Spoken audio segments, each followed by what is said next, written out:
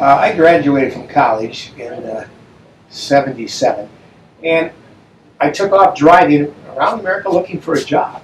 And I drove all the way to Texas, and I would stop at FBOs and talk to people, and that's what was available, and that's what was available. And I got all the way back home, and I found SMB stage lines on the internet. And I sent them a message, and they said, yes, we're looking for a pilot. And they asked me to come down, they interviewed me, and I went down, and they said, yes, we're going to check you out in Twin Beech.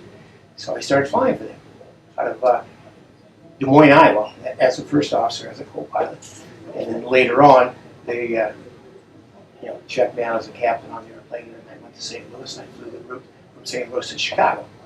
At first, it really wasn't anything that special because it was the only airplane that was offered to me, but it was such a unique airplane to fly. I liked the sound of it, I liked the feel of it. It just really impressed me to see that airplane. They also had DC-3s, and I did fly DC-3 as a first officer a little bit, but most of my time was in the Beech 18. It was a great aircraft, but wasn't totally reliable. I had 2 engine failures in that airplane in 1 year, and it all worked out luckily. I got it back down on the ground with 1 engine, and it really made me kind of bond with the aircraft because doing everything that I was taught to keep it flying, and the airplane was reliable. It did well on 1 engine. And it was that night, I was IFR, the engine failed, and ATC says, just do a 360s and there'll be an airport below. And I went into an airport directly below me, IFR almost all the way down, then I broke out and landed there. And the local fire department actually came out and made sure everything was okay, and they took me and let me stay at the fire station for the night, because it's the middle of the night, you're flying all night long. So it's like 2, 3 in the morning. So I spent the night with them, and then they got a mechanic down and got the airplane working the next day, and I flew it out.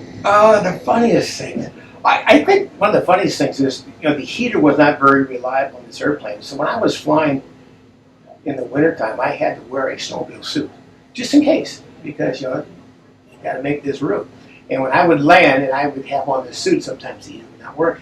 People would laugh when I come out of that airplane with my snowmobile suit on, my big mittens. And I said, the heater couldn't work. And we would laugh and laugh, and I would unload my freight, I would reload my freight, put my snowmobile suit on, and fly back to St. Louis. Just accepting that's where I was. Part of the job. It was part of the job. There's no automation whatsoever. It's an older airplane, there's no automation whatsoever, so you've got to fly this airplane. You have to know how to fly an airplane. You're not going to push any buttons, nothing's going to back you up. There's no autopilot on it, you're hand flying the whole time. And it's a tail dragger, that makes it very special. I did a lot of training for Civil Air Patrol in an L-19, so that is a tail dragger, single engine tail dragger. So I had some tail dragger experience, which helped me get a job in the Twin Beech since I had that time. But that's what made it special. I enjoyed flying a tail dragger aircraft. And it takes special skills to fly that airplane, because when you're on the ground, there's strong crosswinds and stuff like that, you have to know how to handle it so it doesn't ground you.